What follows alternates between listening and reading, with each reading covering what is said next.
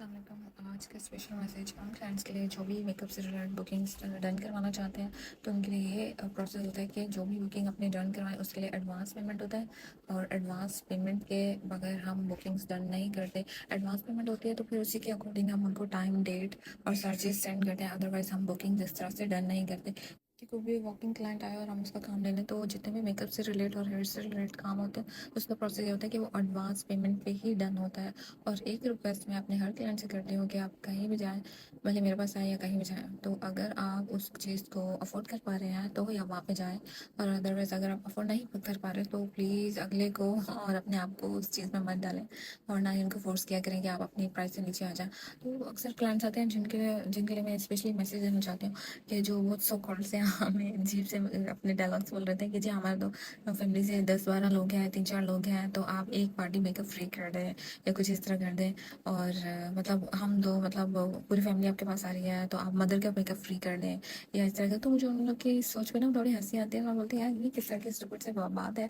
और specially mostly special इस तरह की बात हमेशा पढ़े लिखे लोग ही कर रहे होते हैं, जिससे मुझे उम्मीद ही नहीं होती है ना। वो जरा अनएजुकेटेड अगर इस तरह की बात करें तो समझ आता है, लेकिन जो पढ़े लिखे लोग इस तरह की बात करते हैं कि जी हम तो पाँच छः आ रहे हैं तो आप हमें कुछ डिस्काउंट दें, एक को तो फ्री कर दें, भले वो मेकअप से रिलेटेड हो या फिर हेयर से रिलेटेड हो। तो मुझे उनकी सोच पे बड़ी हंसी आती है और मैं उनको रिप्लाई करती हूँ कि यार 5-6 आ रहे हैं तो क्या मतलब ये हम लोग का क्या प्रोडक्ट नहीं लगेगा या इलेक्ट्रिसिटी नहीं लगेगी, या जो आप फ्री का मेकअप या फ्री की कुछ सर्विसेज मांग रहे हो उसको क्या हम फ्री का मुंह पे पानी लगा के मार के भेज देंगे? तो प्रोडक्ट तो उस पर भी लगेगी और इलेक्ट्रिसिटी उस पर भी लगेगी डेफिनेटली। तो ये किस तरह की सोच है? तो मैं क्लाइंट को हमेशा बोलती हूँ कि भाई इस सोच से मेरे पास मत आया करो कि 5-6 मेकअप लेके आ रहे हैं तो एहसान गिर के आ रहे हैं। जी नहीं, हमारी कोई ऐसी मजबूरी नहीं है। आप अपना एहसान अपने पास रखें, बट जो हमारी सर्विस इसकी पूरी चार्जेस है ना तो आप पूरी दें। और हर क्लाइंट नहीं करता इस तरह से, लेकिन कुछ होते हैं पढ़े लिखे तो वो फिर इस तरह की थोड़ी अपनी माइंड दिखाते हैं। और यकीन करेंगे जो पढ़े लिखे होते हैं ना वही हमसे 100-200 पे बहस कर रहे होते हैं। और मेरे तो अपने पल में बड़ा सा लिख के रखा है जी पेमेंट पे बहस करके अपना और हमारा वक्त बिल्कुल ज़ाया ना करें। तो मैं तो साफ अपने क्लाइंट को बोल देती हूँ कि जी मेरा सैलून है, मैंने कोई सब्ज़ी की शॉप नहीं खोली जो आप सब्ज़ी लेने जाते हैं मोस्टली। तो उसमें लेडीज़ यही कह रहे थे भैया थोड़ा सा भिंडी के साथ नींबू भी फ्री डाल देना, धनिया भी फ्री में डाल देना। ऐसा कुछ नहीं होता। तो जो आपने सर्विसेज पैकेज अपना बुक करा है उस पैकेज में जो चीज़ लिखी है वही आपको सर्विस पे दी जाएगी। उससे एक्स्ट्रा एक भी एक्स्ट्रा नींबू भिंडी मैं नहीं डालूंगी भाई। तो मैं तो बड़ी क्लियरली बता देती हूँ हाँ भाई। तो जब क्लाइंट्स को अपना पैसा इतना अजीज है तो हम लोग को मेहनत की हुई अपनी एफर्ट की हुई इलेक्ट्रिसिटी बिल्स वगैरह हमें क्यों नहीं अजीज? तो मैं डायरेक्टली क्लाइंट को बोल देती हूँ भाई ठीक है मैं आपको डिस्काउंट दे देती हूँ। फिर मैं ऐसा करूँगी कि आपकी एक आंख पे मेकअप करूँगी, एक पे मैं वापस भेज दूँगी आपको। इतने में इतना ही होता है तो क्या आप एडजस्ट करोगे? एक आंख के मेकअप से जाओगे? नहीं जाओगे ना। नहीं, जब आपको काम पूरा चाहिए, जब आप पूरा अपना सर से लेकर पैर तक हमसे 100% डन करवा के जा रहे हैं तो फिर हम अपनी पेमेंट पे एडजस्टमेंट क्यों करें? तो मैं यही बोलती हूँ कि भाई हमें मत मजबूर किया करो। क्या आपको अफोर्डेबल नहीं लग रही प्राइस तो आप कहीं और पे ट्राई कर लीजिए। तो हमें इस तरह से फोर्स ना कीजिए। और इस माइंडसेट से मेरे पास तो मैं हर क्लाइंट को बोल देती हूँ भाई आप अगर दो आओ, एक आओ, दो आओ, तीन आओ, चार आओ, जितने भी हो, तो जो प्राइस एक की है वही प्राइस बाकियों की भी होगी। तो ये डायलॉग सोकल्ड मैं नहीं सुनती क्लाइंट्स की कि जी मदर के साथ ब्राइड के साथ सिस्टर का फ्री मेकअप कर देंगे इस तरह कर दें। मैं डायरेक्टली उनको बोलती हूँ कि भाई आप जब ब्राइडल ड्रेस बाय करने जाते हो शॉपकीपर को बोलते हो कि भाई हमें दुल्हन के साथ माँ की ड्रेस फ्री में दे दो। वो चपाटे मारेगा और वापस भेजेगा, बोलेगा भाई एहसान कर रहे हो क्या, ड्रेस लेके जाओ कहीं और से लो। तो मतलब वो भी मतलब जब आप वहाँ पे इस तरह की बात नहीं बोल रहे थे तो उससे लोग समझा के अक्सर लोग इस तरह की बात क्यों करते हैं, मुझे उनका सेंस समझ नहीं आता। तो हमेशा मैं क्लाइंट को गाइड करती हूँ भाई आपको अफोर्डेबल लग रही है तो ही आप करवाएं, अगर आपको अफोर्डेबल नहीं लग रहा तो आप ना करवाएं और हमें भी दिक्कत में मत डालें। तो अच्छा नहीं लगता। और मतलब बार्गेनिंग तो वैसे ही मेरे सैलून में अलाउ नहीं है, एक बार्गेनिंग अलाउ नहीं है मेरे पास। और ऑलर पे बच्चों का कोई काम नहीं होता। तो मेरी सब लेडीज़ से गुजारिश है कि आप बच्चों को मत लेके आया करें, क्योंकि बच्चे होते हैं तो हमारे काम में बड़ी डिस्टर्बेंस हो जाती है। और तीसरी रिक्वेस्ट ये है कि वेटिंग पर्सन को मत लाया करें। सैलून में खड़े होने वाली भी लेडीज़ होती हैं, कोई कहीं नहीं जा रहा होता तो वेटिंग पर्सन से ये होता है डिस्टर्बेंस हो जाती है। और वेटिंग पर्सन जो है ना बड़ा डिस्टर्ब भी करते हैं, काम में इंटरप्ट भी करते हैं। तो ये मेरी रिक्वेस्ट होती है हमेशा कि भाई आप कहीं भी जाओ तो प्लीज़। मैं तो अपने सैलून में इस तरह के डायलॉग्स नहीं सुनती बिल्कुल। क्लाइंट की जी खर्चा हो गया गया शादी में तो आप मेकअप में पैसे कम कर दें। सो व्हाट, खर्चा हो गया तो सबकी शादियों में खर्चा होता है यार, हमने ये डायलॉग सुनने के लिए थोड़ी गए हैं पार्लर में। तो मैं बोलती हूँ भाई मेरे पास इस तरह की चीप डायलॉग्स मत सुनाया करें मुझे, खर्चा हो गया शादियों में अब मेकअप के पैसे नहीं बचे, आप थोड़ा कम कर दें। जी नहीं, आपके खर्चे होने की वजह से हमारे मेकअप कम नहीं लगेगा, आपके मुंह पे उतना ही लगेगा जितना लगना होता है। तो काइंडली प्लीज़ चार्जेस पे बिल्कुल फोर्स नहीं किया करें। मैं तो डिटेल में जाके क्लाइंट को समझाती हूँ कि देखिए मैं चाहूँ तो आपके साथ जो है ना चीटिंग कर सकती हूँ, लो क्वालिटी के प्रोडक्ट्स यूज़ कर सकते हो, अगले दिन आपको दाने भी निकल सकते हैं।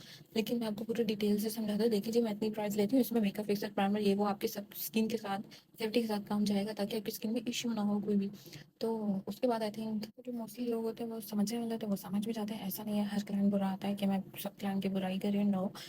तो मतलब ऐसे भी अच्छे क्लाइंट्स आते हैं सेंसिबल, जिनको हमें बिल्कुल कुछ समझाना नहीं पड़ता, वो हर चीज़ को अंडरस्टैंड कर रहे होते हैं कि भाई ज़ाहिर सी बात है महंगाई का टाइम है, हर चीज़ की प्राइस इंक्रीज़ हो गया है, मार्केट्स में जाते हैं चार्जेस डे बड़े चेंज हो रहे होते हैं, तो क्या आप उन लोगों से जाके बात नहीं करते हैं। तो ऐसे भी क्लाइंट होते हैं जो बहुत सेंसिबल होते हैं और रिस्पेक्टफुली आके काम करवाते हैं और अप्रिशिएट भी करते हैं और इस चीज़ को समझते भी हैं कि ज़ाहिर सी बात है कि आप कुछ भी इस ज़माने में सस्ता नहीं मिलने वाला कहीं भी कहीं। तो बस थोड़े कोई 10 में से 2% टाइप इस तरह के आ जाते हैं क्लाइंट्स, तो फिर उनको समझाना पड़ जाता है भाई कि ये यहाँ पर कोई सब्जी मंडी की दुकान नहीं है कि आप यहाँ पे बार्गेनिंग करें। तो मैं बड़ा इरिटेट होती हूँ। और जब हाँ चलो अगर कोई नीडी है, गरीब है, ऐसे भी हम ब्राइड्स रेडी करते हैं जो मतलब बहुत ज़्यादा नीडी होती है, उनको फ्री ऑफ कॉस्ट भी रेडी करते हैं, जिनसे हम कुछ सर्विस चार्ज नहीं करते, कुछ भी नहीं करते, जो मतलब यतीम हो या जिनके पेरेंट्स ना हो, इस तरह की भी ब्राइड्स हम रेडी करते हैं, तो उनको करते हुए अच्छा भी लगता है और सूट भी करते हैं। बट जो अच्छी फैमिली से और मतलब अफोर्ड भी कर पा रहे हैं और फिर वो 100-200 में बहस करे, तो ये मेरे दिमाग में समझ नहीं आता। तो फिर मैं उनको डायरेक्टली बोल देती हूँ भाई 100-200 का ना आपने अमीर हो जाना ना मैंने अमीर हो जाना। बस ये है कि मेरे सैलून की एक मैंने रखी हुई है ये रूल कि भाई बार्गेनिंग मैं नहीं सुनती क्लाइंट्स की। तो जिसको अफोर्डेबल लग रही है वो बिस्मिल्लाह, जिसको नहीं लग रही वो फिर नेक्स्ट, इस तरह। तो ये सारी बातें जो मैं अपने क्लाइंट्स को मैसेज देना चाहती हूँ और आई होप कि सब अंडरस्टैंड करें इस चीज़ को और सेंसिबल चीज़ें करें आप। And one more last thing I would like to say क्या जो भी जितने भी बुक्स वाले क्लाइंट आ रहे होते हैं हमारे पास फॉर मेकअप से रिलेटेड, तो उनको मैं ये कहती हूँ कि आप प्लीज़ टाइम पे आया करें। और क्योंकि मैं जो काम करती हूँ वो अपॉइंटमेंट बेस्ड होता है, मीन्स के जो बुकिंग का टाइम एक क्लाइंट को दिया जाता है वो मैं दूसरे क्लाइंट को नहीं देती, तो अपॉइंटमेंट बेस्ड है, मैं इस तरह से वर्किंग करती हूँ, वॉकिंग क्लाइंट्स बिल्कुल नहीं लेती।